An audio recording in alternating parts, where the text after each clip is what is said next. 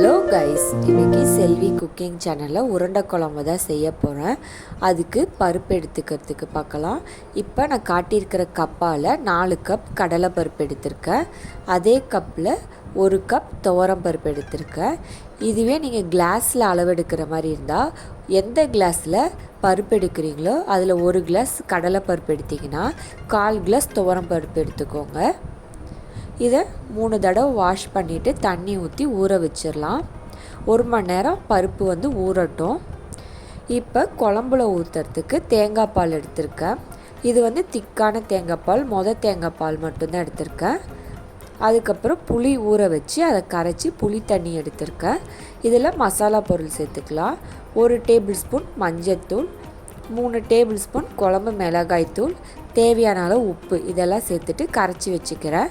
இதெல்லாம் ரெடி பண்ணி வச்சுக்கோங்க. தாளிக்கிறப்ப இதெல்லாம் சேர்த்துக்கலாம். இப்போ பருப்பு ஊறுனதுக்கப்புறம் அதை மிக்சியில் போட்டு அரைச்சிக்கலாம். அரைக்கிறப்ப உருண்டைக்கு தேவையான உப்பு சேர்த்துக்கோங்க. அதுக்கப்புறம் அதில் சோம்பு சேர்த்துக்கலாம். இஞ்சி பூண்டு சேர்த்துக்கிறேன். இதையெல்லாம் சேர்த்துட்டு கொரன்னு அரைச்சிக்கோங்க. ஃபைன் பேஸ்ட்டாக அரைச்சிடாதீங்க. அதேமாரி ரொம்ப தண்ணியாகவும் அரைச்சிடக்கூடாது. கொஞ்சமாக தண்ணி ஊற்றி அரைக்கணும். பருப்பு அரைக்கிறப்ப பருப்பு அரைச்சிக்கோங்க. பருப்பு அரைச்சிட்டு அதில் வெங்காயம், பச்சை மிளகாலாம் சேர்த்துக்கலாம். இந்த அளவு பருப்பு ஊற வச்சதுக்கு எனக்கு 15 உருண்டை வந்துச்சு. உங்களுக்கு எவ்வளோ தேவையோ அதுக்கேற்ற மாதிரி பருப்பு ஊற வச்சு அரைச்சிக்கோங்க.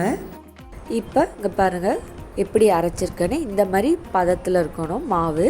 இப்போ இதில் கருவேப்பிலை 2 கொத்து, பச்சை மிளகா, காரத்துக்கு ஏற்ற மாதிரி பச்சை மிளகா சேர்த்துக்கோங்க. அதுக்கப்புறம் சின்ன வெங்காயம், இதெல்லாம் சேர்த்துட்டு நல்லா பிசைஞ்சிட்டு உருண்டை பிடிச்சிக்கோங்க. இப்போ ஸ்டவ்வில் குழம்பு தாளிக்க பார்க்கலாம். ஸ்டவ் ஆன் பண்ணிவிட்டு பாத்திரத்தில் எண்ணெய் ஊற்றிக்கிறேன். எண்ணெய் சூடானதும் சீரகம், கடுகு போட்டு தாளிச்சிக்கிறேன். அதுக்கப்புறம் அதில் 2 காஞ்ச மிளகா போட்டு தாளிச்சிட்டு 1 கொத்து கருவேப்பிலை சேர்த்துக்கிறேன். இதில் 1 கைப்பிடி சின்ன வெங்காயம் சேர்த்துக்கிட்டு நல்லா வதக்கிக்கோங்க. வெங்காயம் நல்லா வதங்கட்டும். அதுக்கப்புறம் அதில் தக்காளி சேர்த்துக்கலாம். நான் 2 தக்காளி சேர்த்துருக்கேன். புளி தண்ணி ஊற்றுறோம்ல, அதனால் 2 தக்காளி போதும். தக்காளி நல்லா வதங்கட்டும். தக்காளி வதங்கினதுக்கப்புறம் அதில் புளி கரைச்சி வச்சுருந்தோம்ல மசாலா பொருள் சேர்த்து அதை இதில் ஊற்றிக்கலாம். ஊற்றுறதுக்கு முன்னாடி ஒரு தடவை கலக்கி விட்டுட்டு ஊற்றுங்க. ஏன்னா அடியில் போய் தங்கிடும் மசாலாலாம். இப்போ இது நல்லா கொதிக்கட்டும். நல்லா கொதித்ததுக்கு அப்புறமேட்டுக்கு தான் குழம்பு நல்லா கொதிக்கணும். அதுக்கப்புறம் தான் உருண்டையெல்லாம் சேர்த்துக்கணும். இப்போ குழம்பு நல்லா கொதிக்குது. இந்த ஸ்டேஜில் உருண்டையை சேர்த்துக்கலாம். உருண்டையை சேர்த்ததுக்கப்புறம் இது வெந்து மேலே வரும். அதுக்கப்புறமேட்டு தேங்காய் பால் அரைச்சி ஊற்றிக்கலாம். இப்போ பாருங்கள், ஃபஸ்ட்டு சேர்த்தப்போ எப்படி இருந்தது. இப்போ எல்லாம் பருப்பு வெந்தால் தான் மேலெல்லாம் மிதக்கும்.